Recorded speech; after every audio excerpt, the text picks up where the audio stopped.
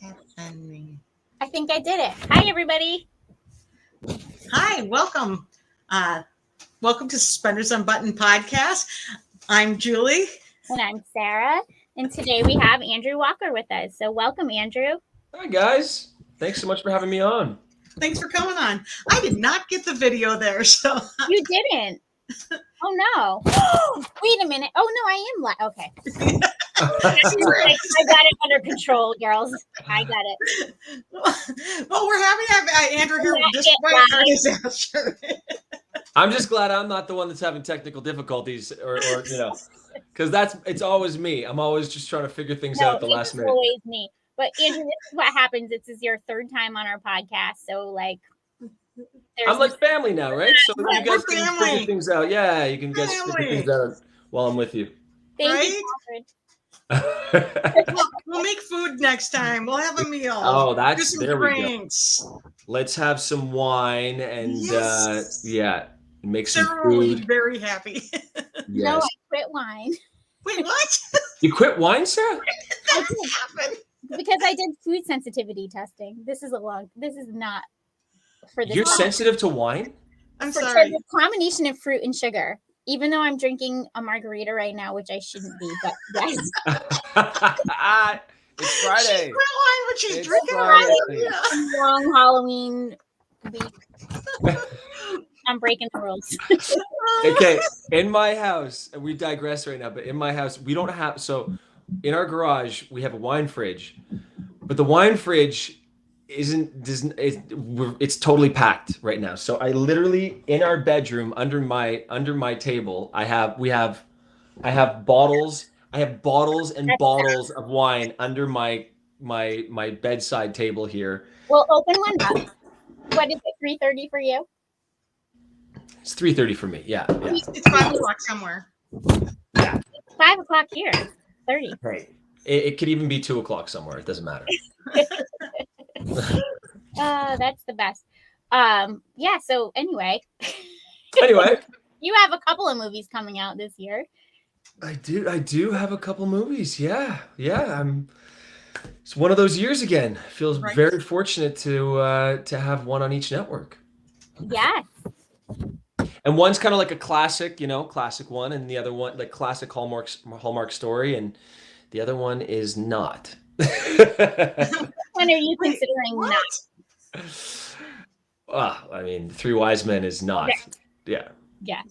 No, that is super fun to have something so different airing on the network. We've never seen anything like it. Yeah, no, it's it's really just I feel like I'm the luckiest guy in the world that I got the offer to work on this movie with Tyler and Paul, and actually both. I mean, Maple Valley Christmas is also it's a more of like a classic story, I guess, like what what you get, a bunch of years ago. Right. But there is also some little, they throw in some like little bits and pieces of things that you wouldn't normally get in a Hallmark movie either. Like this movie, the love story in A Maple Valley Christmas is this really deep, passionate love story of these two people, and it happens so fast.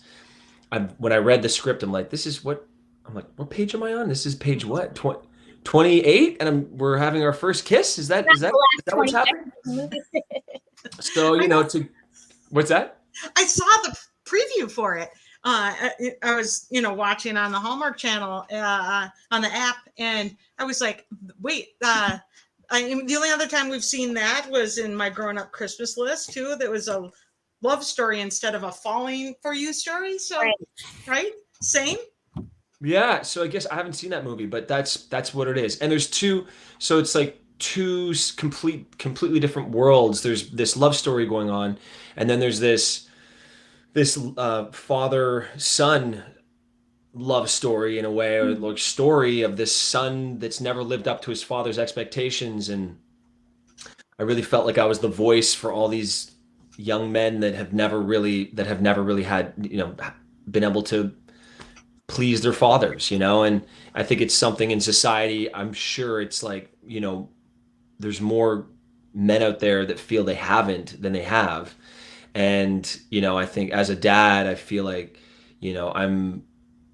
I fall into that, self-admittedly, I fall into that trap with my 7-year-old. Like, I always want him to be, but it's just because I want him to be better at whatever he does, always. I'm soccer, school, piano, whatever it is. I just want to keep pushing him to be better, but you don't want that also to, and this is, you don't want that to reflect as like a, as like a, it's not, I don't want that to be a burden on him when he gets older. But I think what I was going to say is what's so cool about acting is that I can self-reflect on these things, and it's almost like therapy for myself when I was working with the actor Paul, who played my father in this. I would think about it after these scenes, and I'd be like, wow, like I never want to be that dad. I never want to be that dad. And what I'm going through right now is just it's such a it's a tool. It's a tool that I can use, and it's an experience that I can take back home with me and feel like I'm bettering myself, as a person, as a father, as a Yeah. husband. I love that. Every parent, don't you think, is like struggles with that balance? Like, how do you work as a guide and keep directing your children in a positive way without turning them into a Hallmark movie, into and so you don't end up like that. I think it's every parent's battle, right? Yeah. 100%. Yeah. Yeah, no, it is. And I had a acting coach friend of mine that had told me this. I was doing a much different movie, and he told me, he goes, the beauty of this role is that it's like an exorcism of a side of you that you can just get out and sit with, and then be better for it, be better off for it, and really realize that that's not the person you want to be. And it's also, you portray characters that could potentially help other people, seeing themselves, seeing themselves go, wow, am I like that? Do I do that?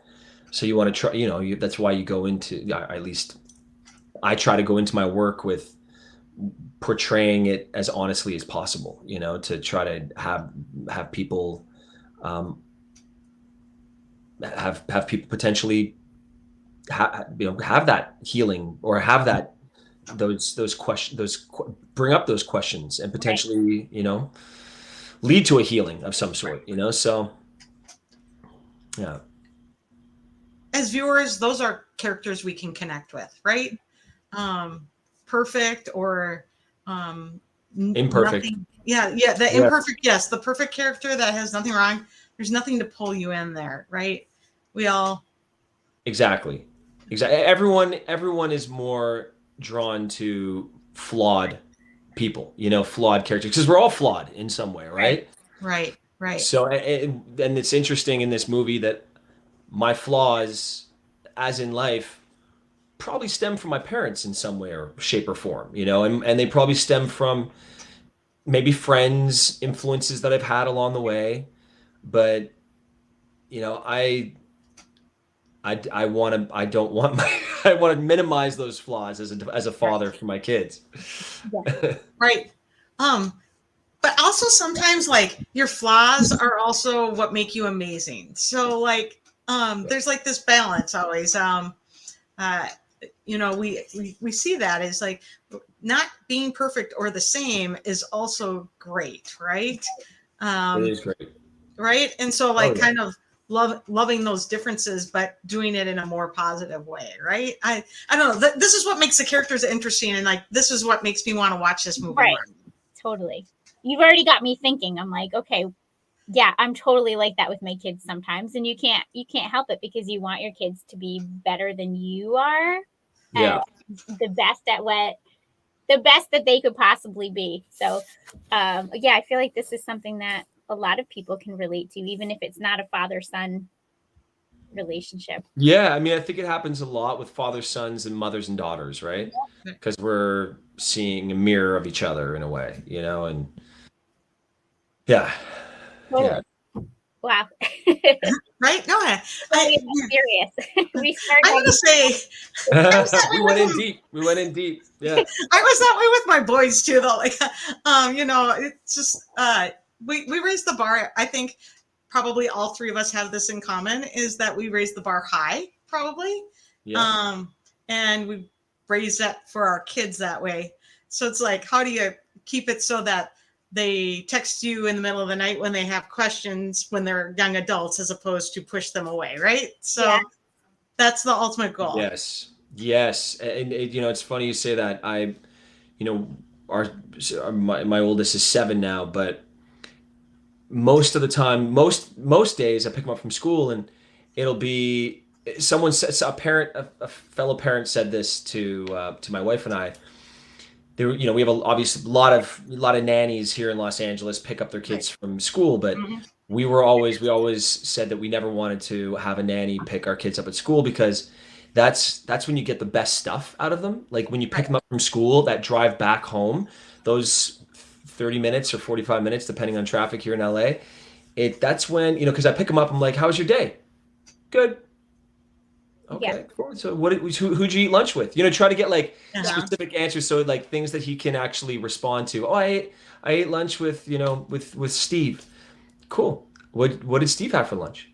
Oh, and then silence, and then all of a sudden he starts opening up.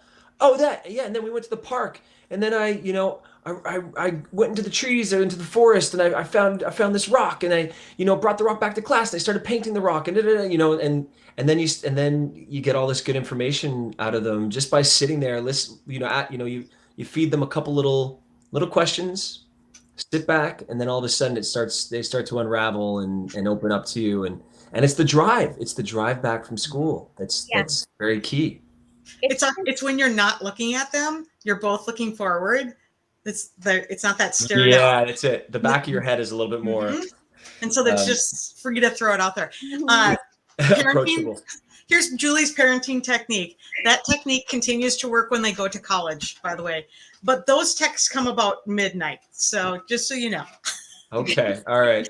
You have the same conversation. They drop you something about 11:59, and then you drop something back, and then pretty soon they start dumping, right? So it's the same technique when they're 7 or when they're 18. Yeah. Well, we get our 2.5-year-old to come in bed with us at like 3 o'clock in the morning, and he's just a chatty Cathy. He'll be like, "Mommy, Daddy, I saw a monster, and the monster was wearing pajamas, and the pajamas were blue, and da da da da da, and he made me feel this way, and then he starts talking about, but can I have a banana tomorrow for breakfast? Can I have a?" And I'm like, "Buddy, it's 3:15 in the morning. Go to Do sleep." you have one of those, Sarah? I might. I totally have one of those. I totally had one of those. He'd bring me his puppy and his blankie, throw it on top of his dad, start telling tales. Yeah, that also doesn't change. However they are at 2, that just kind of stays the same. Yeah, well, I got 2 little storytellers. That's funny. For me, it's my oldest is in middle school. She's a 7th grader now. So it's bringing her and her friend home, and that's how I find everything out. So we pick them Oh yeah. we chat, and then I'll be, oh, what did you say? And then like one of them will spill it. That's when you hear the juicy stuff. That's great. Yeah. Couldn't even imagine how once the kids reach that age, what the conversations are like, and yeah. Oh, the car drives are great because you have to have a friend with, because they start spilling to each other and kind of forget you're there. Not thinking that you're listening. Yeah. Correct. Yeah, they'll just like It was you get all the juice that way. This is good, Julie. This is good. We had You long should have a drives. side podcast about parenting skills. Parenting, You know, how I to also- eavesdrop on your kids' Yeah. conversations. Also, I have a whole set of rules about what your goals are for raising your children too. It's not traditional goals. That they are employed with health Oh, I know. insurance. They bring you wine. That's right. And set up. So it's set like you up. you're full. They bring you wine and cheese boards. Yep. They set There we you go. up and fill up the wine fridge. And then when your kids start filling it up, you know you've nailed it. Our 7-year-old does that. He'll fill up a glass of wine. My kids like stock my wine fridge now, though. Like they purchase it and put it in there. So There we go. Yeah. which is great. Excuse me while my Trained eyes well. are watering. Trained 'cause- very well. I love that. Okay, tell us a little bit more before we start talking about. I mean, it seems like we always come back to wine. But we see in the preview that you're riding a horse in this movie. So do you get to do that a lot in A Maple Valley Christmas, or is it just like that one? Not enough. No, I wish I was able to ride the horse a little more, but it was also during one of the biggest heat waves that that Vancouver's had in a long time, and so the horse was radiating heat. I had a 3/4 length jacket on. I had a 3-piece suit. It was just like I was just drenched in sweat. So if I had a t-shirt and jeans, with a cowboy hat on, that would be great. I'd ride all day. But also we couldn't open up the horses at all either. So it was more just like walk and talks on the horses and, hit your mark. But Right. I love being on horseback and I miss it. Yeah. Have you had a lot of opportunity to ride horses? You have a lot of experience? Yeah, I have. Not for a while, not for a few years, but I did 3 back-to-back Westerns actually. Right. Yeah. Mhm. And Don't one know of if them everybody was knows a that. mount- Yeah, I did this Western in Yeah. Canada called The Way of the West, where I played a Mountie, and I went up there 2 weeks before we started shooting because I was going to be on the horse the entire time, pretty much. And I worked with this incredible horse whisperer, this teacher, this instructor, and she just held the mane and rode bareback, and like we went through the woods, and she would just showed me all these little tricks, like if you get a little stressed in the back of a horse, just breathe out, and you'll not too long after the horse will also breathe out. It'll go like this, and so little tricks of the trade. And then after that, I was in Tombstone, Arizona, shooting a Western with a completely different style horse wrangler, and but still a guy that had a lot of love for horses, and he taught me how to use spurs properly. And no, it's just and then after doing three of the movies back to back, the guy in Tombstone, his name is Brent Rock, quintessential cowboy. He looked like what's the guy from Toy Story? He looked like Woody. Woody. He looked like Woody from Toy Story. Woody's He had, Roundup. he had a mustache. Brent Rock had a mustache. He smoked Marlboro Reds, and he had a flask. He always had a flask of Jack Daniels on his belt, and he was like 6'4", lanky dude, dog like this. They had a bunch of like dust in his throat. And at the end of our last movie, he said to me, he goes, "Anytime you want to come back out here," he's like, "Andrew, anytime you want to come back out here, you just tell me, let me know, and I'll get the horses together, and we'll take you out horseback riding." And I was like, "Brent, you know what? I might take you up on that. Actually, my bachelor party's coming up, and I think I don't want to go to Vegas. I don't want to go to this like typical kind of bachelor vacation destination.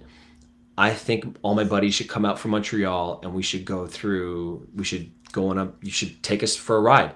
So he set us up. 11 of my friends came out to Tombstone. We rode horses through the Cochise Mountain Range, and which was a very historic part of the country because it was where Geronimo, he was the last Indian to hold off the cavalry, Right. and during that time, and so they showed us all the guys. We went through with a pack horse, showed us the hieroglyphics. We ate steaks with our hands. We shot guns. We just it was amazing. We were drinking like Coors Lights out of the pack horse. It was really Coors Light. Yeah, I know. Don't judge me on that. I'm gonna judge you. Fun though. When in Arizona, on a horse, you tap the Rockies. Yeah. What an amazing choice for a bachelor party. Your friends still have to just talk about that, like best bachelor party ever. The photos I wish we had our iPhones that we have now with the cameras that we have now, because the photos that we had from that trip were epic. Yes. Coming out of the mountain range and then being in just like the vastness of Arizona, and there's an Air Force base there, and we had one day. There was a monsoon in the distance, like a monsoon, like we're talking maybe 10, 15 miles out. And it was clear where we were, really, really clear where we were. three I forget the name of them, but they're the airplanes, they're the military airplanes with like the shark mouth on the side of them with the rounded front. Yeah. Yeah, three, yeah. Three of them come over top of us and dip their wings to us because we were a group of about we were with the horse wranglers and his and Brent Rock's team and stuff like that. There was probably about 16 of us, and we're all on horses, and we're all in like a V kind of coming through the desert. And then so we see the monsoon in the distance. These three fighter jets come down. They're not too far a distance from where we were. They were like pretty close to us, and then they dip their wings to us like a hey, what's up? It was just like one of the most epic moments of my life. That's crazy. Like you're on horseback, and the fighter jets. I know are coming into the valley, and they see us and then dip their wings to us while the monsoon is in the distance. Amazing. That's crazy. And you don't have any good photos because the iPhones weren't really a thing then. No, Blackberries. Yeah. The Blackberry. They used to have like the Google phone. Do you ever remember that one? Like the first Google smartphone, and You had a Blackberry for sure. You just like looked like G1 or something. I had a Razor. I remember that when the Razor came out, and I was like, "Oh man, I am fancy with this Razor." You could probably find all my bachelorette party photos like on MySpace somewhere. Yeah. If I could remember my MySpace. Oh my gosh. We had a bunch of those slider phones too when the Razors were out. That was yeah. cool. Yeah. Well, Samsung And came the back with photos are not good. flip. They're not what we can take right now. No, they're not. That's just really too bad. Because I mean that sounds amazing. I like everyone's going like, wait, I need to have a bachelor party like that now. Yeah. Well, I highly recommend it. So was that a 1-day ride, or did you guys go out and camp? 3 days. 3 days. Amazing.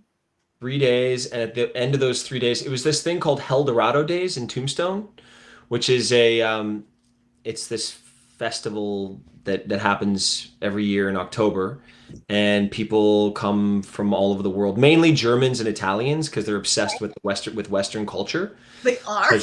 Because of Italians, because of all the westerns that Clint Eastwood shot there. Yeah. With what's the famous director of all those Clint Eastwood. Come on, Julie, you don't know. I should know. Where's Catherine's looking right now? I can see her. Come on, Julie. Clint Eastwood's directors.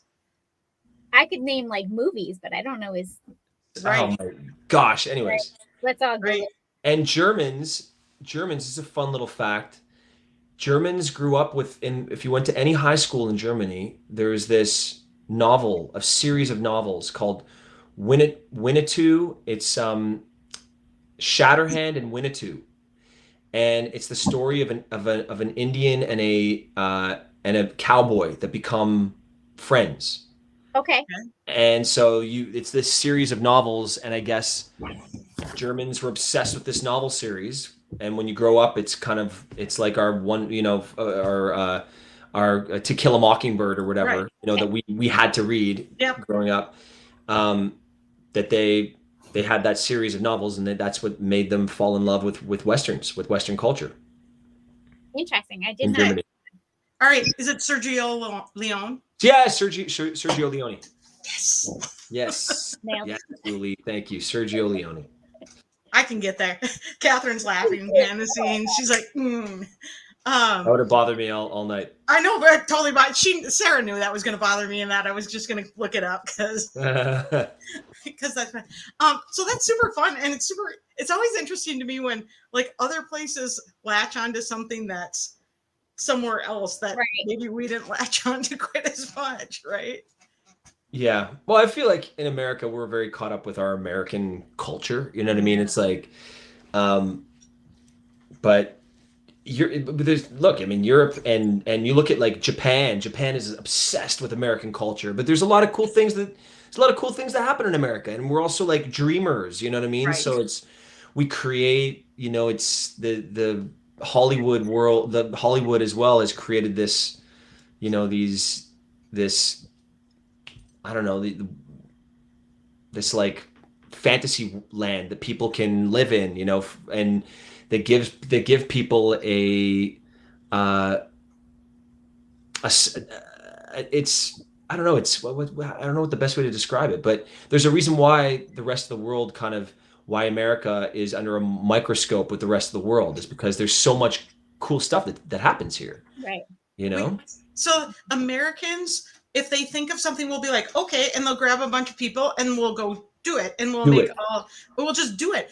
Other places, like, we'll talk about it and they'll make Japan. They make 5 million plans and 3,000 layers to do it perfectly, but they can never quite get it rolled out. Whereas we'll even, like, a bunch of high schoolers will decide they're going to do something, and then they, like, grab a bunch of friends and they ask a few parents some questions, and then all of a sudden they're running some small company, right?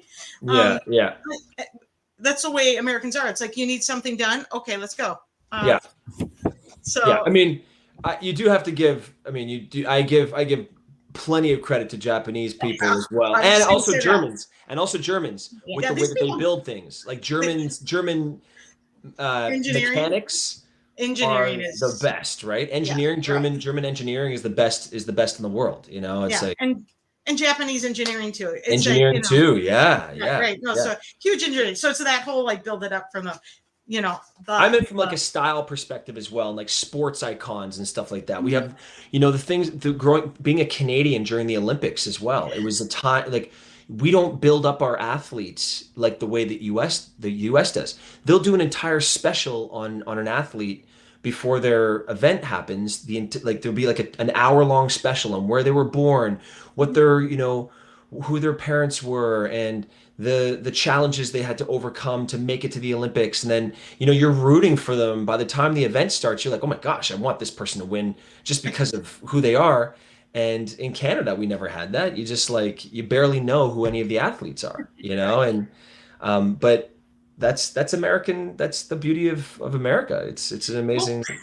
Right. We'll run an hour special on the curling team for sure. Right? Yeah, that's it. And then we're, like, all in on the curling, right?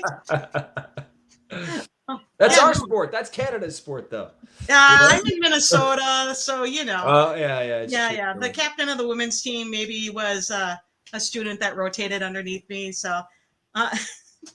I'm angry at the Wild right now. The Wild have beaten Montreal Canadiens twice now this season, and they were not supposed to beat us. They were not. Well, but, whatever. Kind of were, but no. I literally work kitty corner from the XL Energy Center where the Wild plays. So. Oh, you do? Yeah. Yeah. So. This is when Sarah checks out. And, like, our rooms, our team game room is the Minnesota Wild room, and they paid for a bunch of stuff at the hospital. They're great. They've been. Oh, it's great. Yeah, no, those guys have been great too. They're great. I'm sure. But sorry they beat you. Not really. Yeah. Yeah. We're in a rebuild. This is a rebuild. The Wild can never get it together. We'll be like there and then no. I know. Come playoffs. Right. Then they're just a no. Yeah. It's like, they're not going to come through. First round, always. They get knocked out. Right. And this is the state of hockey. It's always like, oh, come on. We supply, the bulk of the Olympians, and you're just like, no. Yeah. But, that's okay. As long as we beat you, that doesn't matter. I tried to say in the comments, Sheila says, and in this edition of Minnesota Talk. Yeah. Every podcast comes back to Minnesota. Yeah, there we go. And Catherine says, all Minnesota teams are like that. That's correct. Because the Vikings can't win either. Well, the Twins, they won twice. Yeah, they won twice. Yeah. They won twice, but the Vikings lost 4 times. But they're looking pretty good this year. They are. I just don't think Kirk Cousins can make it. I don't know. I don't have a lot of him. My husband will probably share. We disagree. He likes Kirk Cousins, and I'm always like, he never comes through. Just fades. Is this a baseball player or a hockey player? This is football now. He's our quarterback. She only knows Tom Brady. It's all about Tom Brady over there. Not anymore. He left us. Yeah, whatever. Yeah. It's all about Tom Brady. It still is. Yeah. His essence is still there. Yeah, I don't know. I don't know. Okay, anyways, we were talking about the movie at one point. Yeah, we were talking about Hallmark, weren't we? Yeah. Oh, all right. So let's talk about The Badge. Part 2 is coming back. How do you know that? I heard you on Dara's podcast. Oh, you did? Okay. I did. Yeah. Yes. Hashtag badge. The badge is coming back. We're gonna bust out the hashtag again. I love that, guys. You know, you guys started that. Right. I guess it was something, you know, we had And on the podcast. it was on the podcast, and then people were like showing up at conventions with badges. No. Yes. Yes. Oh, Awesome. that's hysterical. Hashtag badge. So Badge. I think it's got to be. There's gonna be some fun things I'm gonna do with the badge in this. Okay. This Is there We going to will be look for like that. a spotlight on the badge? Like, if there isn't, I will take my phone and I will do a spotlight on Like, it in a scene. Wait, let me look at my badge. Yeah. And then when you were in Joshua Schultz movie, and then you're like, oh, hashtag badge back out. Badge. we were able to see that. That was beautiful. Yeah. Beautifully shot, wasn't it? Yeah. Beautiful. It's beautiful. Yeah. Josh his has got a visual great eye is. It was really Yeah. funny. Yeah. Yeah. Yeah. No. it's Really, really. Touching subject, like a Right. very heavy but Yeah. touching Right. subject, but it was visually very beautiful. Yeah. Yeah. It was. He's such a talented guy. We had so many great people working on that short Yeah. as well. Amazing. And it was nice just to break up some of the Hallmark stuff and do take on a little character like that. But Yeah. no, Curious Caterer is coming back. The next one's called Grilling Season. Oh, And I barbecue. That sounds dangerous. it is dangerous. It is dangerous. You're gonna want to check your grill before you grill again after you see this movie. So excited to be back with Nikki again, Yeah. and it's a great script. And I've been watching a bunch of other Hallmark mystery movies to get me in the spirit. And I leave in 2 weeks to go start shooting. Okay. And that's the one that I'm shooting that I don't know if I'll necessarily be able to make it to the screening, but I'm hoping that I will be there. But it's as I'm shooting that. Yeah. So Curious Caterer, do you have any idea when that one will air? I don't. Yeah, those are always a little bit of a mystery. Yeah.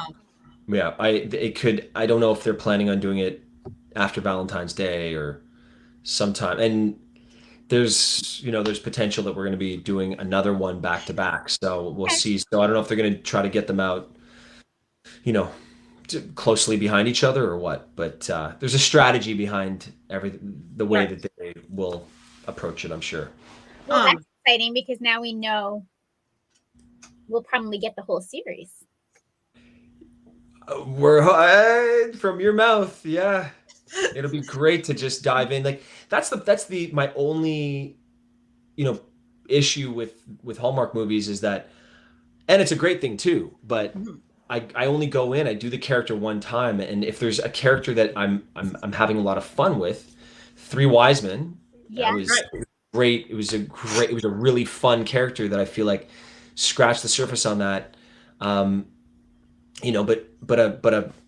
Curious Caterer, I get a chance now to potentially go back to set as this character, and he's very interesting to me. There's a lot of depth to this guy, and there's so much that I didn't do the first time around that I want to try to incorporate in the second time around, second, third. And it's just working with Nikki, it's working with a coach, it's working, just trying to, find little nuance in the script and bring in more history of who my guy is and what makes him tick and all that stuff. So it's going to be fun, and especially Nikki and I, we work so well together. We have the same work ethic, and we're just, she'll tell me things, and that, if she sees certain things that I could be doing differently in the scene and vice versa. And so, it's a very collaborative environment. That's got to be very rewarding to work with somebody like that over and over, and then to be able to do that repeatedly. Just feel like we're going to get something better as viewers with each movie. That's the goal. I never want to just phone these things in, and viewers deserve a fully fleshed out character and for us to go in deep, with these stories and these characters and these relationships and stuff. And it's also like, it's not like I approached it differently before the Christmas cons and stuff, but it's amazing to see what these movies do for people when you hear it from them at these when I attend the Roma dramas of the world and the Christmas cons of the world and stuff, and to see what impact it has on people's lives. You want to go back to set and do better work and put more time into it and put more time into your preparation. And so that's, it's really, it's everything to me. We see that as viewers. We see that investment, right? Right. And I was thinking about it today when I was typing up our questions, that you've done so many fan events. Like you were at Rama Drama. We know you'll be at Christmas Con. You might possibly be at this other Rama Drama in December. You have this cruise planned with Paul Green. So it seems like you're doing a lot right now for your fans. And I was going to ask you about that and how that impacted your work, and if it's kind of like this cycle where you're giving back because they're giving to you, and like how does that make you feel? Yeah, it's one of those things that I never really know if, like there's a fine line of, I am a private person too. Like I don't want to share, I don't want to share everything in my life, but um yeah, it's a fine line of whether or not I feel like I don't want people to be like, oh, it's that guy again. He's everywhere. I don't want that to happen either. But I feel like we're in a community, and within the Hallmark world, and also the types of movies we're doing, we have the ability to be a little bit more accessible than other actors, I think. And also, it's you do see a lot of the same familiar faces also on the other side of the camera, and I think people really enjoy a lot of the behind the scenes and who we really are, and when you don't see us when we're not shooting. And Right. so I feel like, look, at the place I'm at right now in my life, I'm having a blast being there in front of my fans and being super accessible and trying to find time to carve out to have really engaging conversations and learn more about fans as well, and it's not about me necessarily. It's about, this whole world we live in, and I love hearing people's stories and what brought them to Hallmark and what brought them to watching these movies and what their favorite movies are, who their favorite actors are, and what do they do for fun, and what you're there's you're starting to we start to see a common thread in this world, though, where there's a lot of nurses, there's a lot of teachers, there's a lot of people that in that world that are watching these movies. And so they give so much. You guys give, Julie, so much of yourselves to the public. If I can do that as well, doing what I do, it's easy. I would graciously make myself available for as many things as I possibly can without getting myself sick, obviously, because I do travel. I travel. There's been a lot of traveling this year, and it's been tough a little bit, and also I don't want to take time away. My kids are at such a precious age right now. I don't want to take time, away from obviously being a dad and being a father, and which is the reason why these Hallmark movies are so incredible. Because I work for 15 days, I come home, and then I'm at it. The shoot takes about 25 because you include hair, makeup, wardrobe, your weekends, and they don't allow us really because of COVID now to fly back and forth I used to, on a long weekend, I could come back to LA and hang out with my family, but now they like us to stay there. So Yeah, I can see that, but I do kind of love that you get like stretches of time where you're home, so you get to see those like drop off and pick up from school and running off to sports and those kinds of things. And kids, they adjust to what your schedule is. They start to know it's like, well, he's shooting, dad's shooting right now, so this is the schedule. And when he's home, this is the schedule. I always worked weird hours, and so they get to know, like, is it a day or an evening, or are you off? And so they adjust, and then they have memories of having you home when other parents aren't there because you're there at different times. I came home from our New York trip when we did the Hallmark event there, and my wife and I come in, and it was in the evening, and my oldest son is up, and he comes over. West comes over to me, and he's like, Daddy, are you going to tell me that you're going to leave for another 3 weeks tomorrow morning? And I was like, no, buddy. And he knew his mom was going to stay, but he's like, Daddy, are you going to tell me now that you're going to leave for 3 more weeks to go work? I was like, no, buddy, I'm here. I'm here for a month at least. He's like, yeah. It was really cute. Oh, that's sweet. It was really sweet. Yeah. That is super sweet. And then he knows he gets dad time, right? Yeah. Yes. Yeah. Exactly. Yeah. I mean, my husband travels a lot too, so I can relate to the traveling dad thing. So I don't think, you might be gone for a little bit longer of a stretch, but I think a lot of people are in similar situations where they have to travel for work. It just seems to be the norm lately. Yeah. I'm not really sure why, but it seems like I everybody. know. I guess as the world is opening up more now and stuff after COVID, it's just they're expecting that from people more. But look, I can't complain at all about my work. I could either be doing a 9 to 5 or a 9 to 7 Right. and coming home in a bad mood. 5 days a week, hating my job and not being a present father or husband. Yep. Or I could leave for a month and come home and be absolutely elated that I did the job that I did, and I'm, and feeling so grateful that I'm living the life that I'm living. Yeah. Right. I'm able to spend this present time with my kids, so. Yeah, no, I love that. And I think, work home balance, it's things that lots of people can really relate to, and how you're going to handle that and how that impacts you. Yeah, no, it's welcome to the working parents, right? That's it.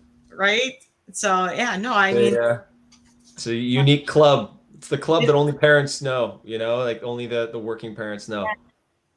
I think, and sometimes you miss big events too. Lacey posted recently missing her daughter's first day of school, and because she was filming, and then, it's like you guys are going to miss things. But then you're going to be there for things other people aren't there for too. So there's, there's this balance, right? Yep. That's it. Right. Let's talk about West Palm Beach for a minute. We actually get to meet you at Rama Drama in West Palm Beach, and that was a lot of fun. And you were like the karaoke king. I feel like that just deserves like a little bit of a recognition. I love the post that you did you put that song on the post that you put up today? This is how we do it? Yeah. Yep. And then she put like, if you know, right there. That's great. That's props. Great. I gotta switch it up. I gotta think of what my song is gonna be for next year. Yeah. Yeah, we need a new song. Or people will just want to reprise. It's gonna be like that epic though. So, oh yeah. No. It'll be epic. It'll be epic. We'd expect nothing else. No, it was super fun to actually meet you. We started the podcast, and it's always this, we never get to see anybody for real, right? And then to be able to go there and see people for real was so much fun. That was actually when Sarah and I actually met for the first time too. That's right. That's you guys told me that. Yeah. So it was a very surreal to be there, and then just all of a sudden like everybody is there. Also, it started out with the movie premiere, and so everyone was like all in one place all at once, and so it was a fun way to kick things off. And then it was a great convention. It was really well run. It was so well done, and yeah, it's even for me, like seeing a lot of the females, like we don't, and the guys, because I don't get to work with the guys, but a lot of the girls that I haven't worked with, I'm seeing them, I'm seeing how they are in the green room, I'm meeting them, we're getting to know each other more on a personal level, and so these conventions have been great for us on that side of the of the coin, where we're able to hang out all together, and now we've built relationships through these. I originally met Paul Campbell at a convention. Okay. And so I'd never met him in Vancouver. I'd never worked with him, but I knew I knew that him and Kimberly Sustad were writing partners. I worked with Kimberly a long time ago on Bride for Christmas. She was in the movie Right. Bride for Christmas. Um, but yeah, so we're building relationships within the acting community, and the beautiful thing is that we don't have any competition. Like it's not like we're competing. I'm not competing with Tyler. I'm not competing with Paul. I'm not competing with Ryan Pavey. We're just doing all these movies, and we're all coexisting in this world, and we're just trying to make it the best it could possibly be. And I think the same thing with the girls. Like it's like a very uh, you know it's unique, I guess. It's a situation where we're normally you'd get a bunch of actors in a room, and it's just about what your credits are, and what's your resume like, and what are you trying to steal a job from me, and it's not like that here. We're not stealing any jobs from any of us. We're all working Right. actors. We're all working for the same network, doing movies for the same incredible community and fan base, and just trying to make them the best we can possibly make them. I think one of the best things being there was watching all the actors and even directors and writers interacting with one each other, and two with the fans that were there. There was so much access. It was really, really fun to see people as a person versus as a job. And so I mean, I think that's what made like karaoke night so much fun, right? You get to see Yeah. a lot of, it was like a lot of personality up on stage that night. And so it was, that just made it a lot more fun. And it makes it like, wait, hey, let's watch this because so-and-so's on it, because you really got to interact with them. So, so for us, we loved being there and seeing how everybody was with the fans. Are you guys thinking about going to Chicago? Yeah, I'm pretty sure we'll go. I'm pretty sure. All right. We'll go. There's a lot of texting happening. We don't look at flights, but pretty Yeah, sure. and we've got good flights out of here into Chicago. There's commuter flights all the time. So Okay. yeah, because that's like Chicago that's like was fun. yeah, Chicago is great. Yeah. Oh, the city you're saying? Yeah, Yeah. and we'll be right on the Magnificent Mile there. At the Drake is right on the Magnificent Mile, so that's a lot of fun. I've spent a lot of time there. So I wish I could spend 4 days there or something. It'd be great. But yeah, you're hoping to even get there. So I'm just hoping to get there for 12 hours. Got to shoot the movie. Yeah. Right? Is that the end Yeah. of the movie, or are you in the middle of shooting during that? Middle. Okay. So they'd have to get you out and get you back. Yes. And then I finish on the Friday, I'll start back up on the Monday. And then I have a 4-day week on my last week, because I swear the producer is probably like, "What, Andrew, can you just like stay here and shoot the movie?" Like, stop asking me for days off, because he's giving me the last day off for Christmas Con, so I can make it to day one of Christmas Con. Okay, right. So I'm flying out hopefully on the 8th, the red eye on the 8th as well, to New York, and I'll be in New York for Christmas Con. Okay. And then I'm thinking potentially spend like 2 days in New York and unwind a little bit, because it'll just be like back to back. Not that I don't unwind in Vancouver. I take care of, I definitely take care of myself in Vancouver. Yeah, but you're still working, so it'll be nice to Yeah. this con to decompress. I get it. Yes. Yeah. It's fun.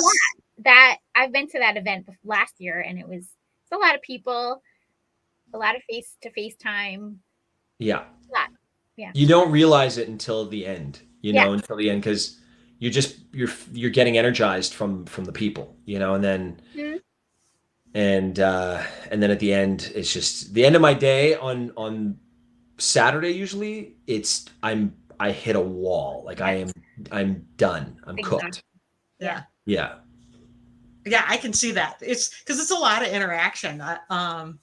And I will have to say, like, one of the things that impressed me the most was how amazing the actors were with the fans. And so for some, like your lines are long and they're continuous. And just to watch it, just like just be on all the time and so engaging with the fans. It's just to stand to the side is like one of my favorite things to see is like those interactions.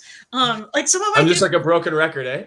well, it's like it's so fun to see the just that engagement and stuff, and to see It's kind how of like tennis, you know what I mean? Like if somebody comes over me with a lot of energy, I'm like, "Hey, what's up?" You know, and if somebody comes over me and they're shy, then it's like, "Oh, hi, how are you? What's your name?" Just try to kind of extract information from them a little bit, but you kind of just you exchange this energy with the people when they come over, and um, you know, I want to give everybody the time of day, and obviously it's tough. Like you have people waiting at the end of the lines, and sometimes they have lines that are they go behind my booth and stuff like that. So look, I'm very grateful that people want to say hi to me. It's awesome that I get that people even care about me. To be honest, like I'm like it's little old me.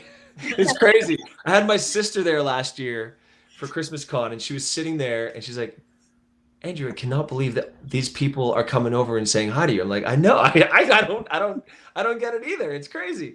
But in a everybody, way only a sister can say to you. yeah, I know. Sarah I was know. in your line. I was in your line last year. Sorry about that. The length I had of time like you waited. full headache. She kept texting me. I've moved 1 foot. Oh my gosh, yeah. Meanwhile, I'm having like striking up all these conversations with everybody. So that's the thing. I think I don't know. I just people spend all their time and money, hard-earned money to go to these things. I just want to give them the time that they deserve, and it's definitely not the amount of time that we have there. I'd probably I would need like a 10-day convention, but then I'd be shot. Yeah. Right. Yeah, no, we always talk too. It's like we'd rather like sit down for drinks and maybe get a couple games going. It's we Yeah. actually our like dream, like this is how I'd rather interact, right? Somebody Yeah. get us some drinks and let's play some games and be Yeah. maybe a little too competitive and tell Well, stories. maybe we can do that. Maybe we can do that. Find some time. Anytime. You tell us when. So you have a really big Christmas season. You have your 2 movies coming out. You have a Maple Valley Christmas, which is coming out Saturday. Tomorrow. Yeah, tomorrow. Yeah. Today's Friday on Hallmark Movies and Mysteries. And then, of course, the very talked about Three Wise Men and a Baby, which is on. What's that movie? Three Wise Men and a Baby. What's that movie? I haven't heard too much about it. We haven't seen too many, reels on Instagram. There's a few more to come. That was awesome. So that's, everybody, the whole world is excited about that one. That one airs on the 19th on the Hallmark Channel. So yeah, people are excited about that. Wait, can I ask you little questions about that? How is it? Yeah.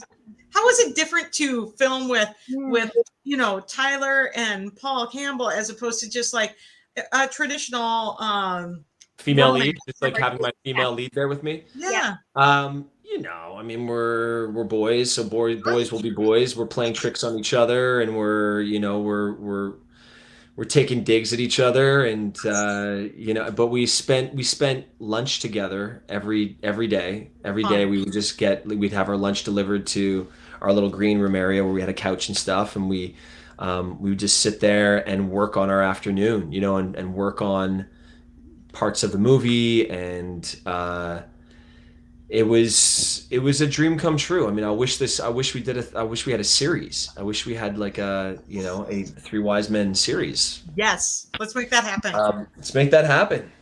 Put it out there. But it was incredible, to have 2 guys that I look up to, and and there's nothing they couldn't say to me, and vice versa. Right at the end of a take, we would start problem solving. So. It just felt like a team, a team. Like I'm an ex-athlete, and it felt like when I was playing football with my team. Right. We all had each other's backs, and we're just trying to put out the best possible work. So it was incredible.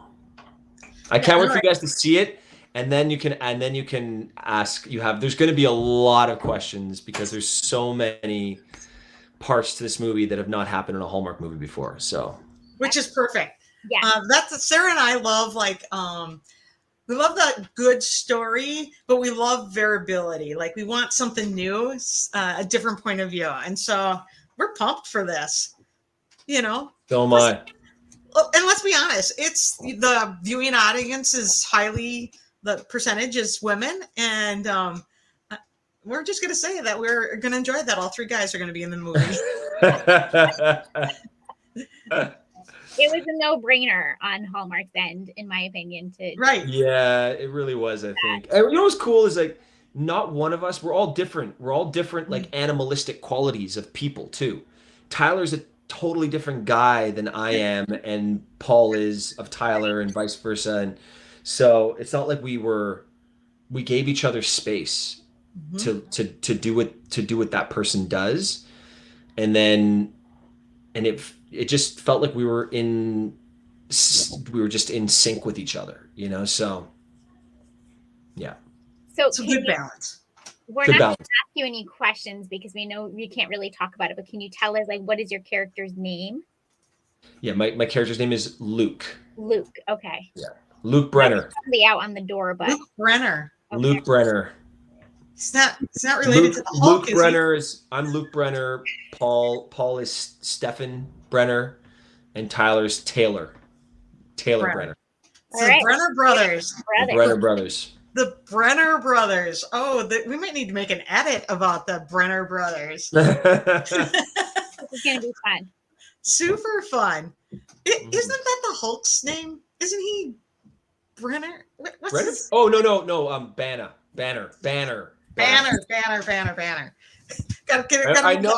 I know this because Tyler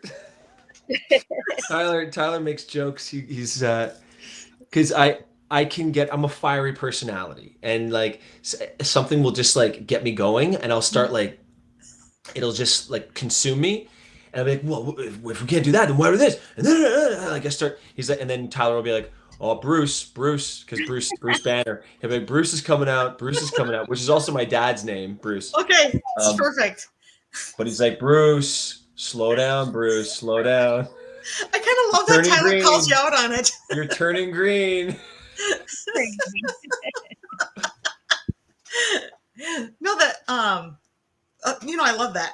And your the different personalities and the different ways that you act on screen. I can see how that would balance all out. You have that like quiet, thoughtful, always delivering Tyler, and the little more fiery. You're a little more fiery.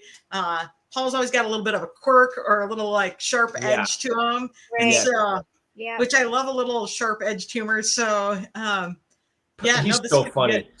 Paul is so funny. The things I could not keep a straight face in half the scenes that we were doing. We all couldn't. And you'll see in the movie. But yeah, Paul to experience it in person with him, the guy's just a genius, you know.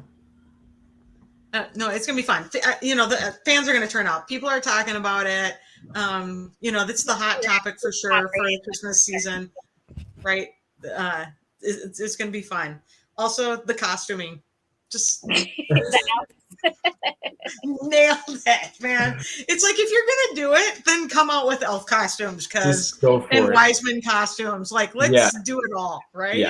And there's other costumes. There's perfect.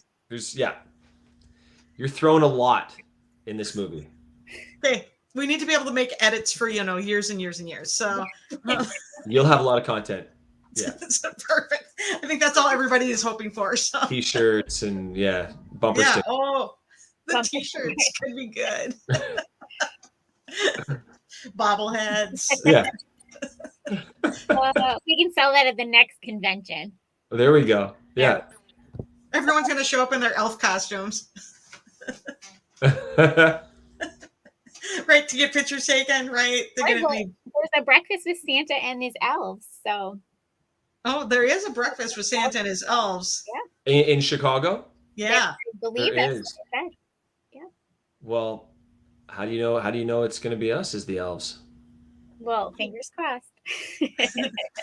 We're still hoping you get there. So I know. We'll manifest it. It'll happen. we I'm threw it out there into the universe, so it yeah. happens. And the powers that be, the producers on Curious Cater, they know as well that it's something that I really want to I want to be a part of. So they're trying to make it happen as well. So we'll see. Yeah.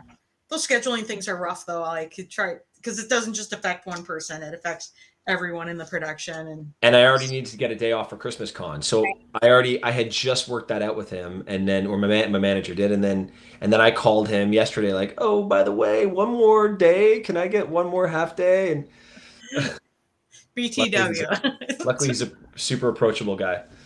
That's awesome. Those are great people to work with under any circumstance, right? Right. Yes, So great production company actually that does Curious Caterer.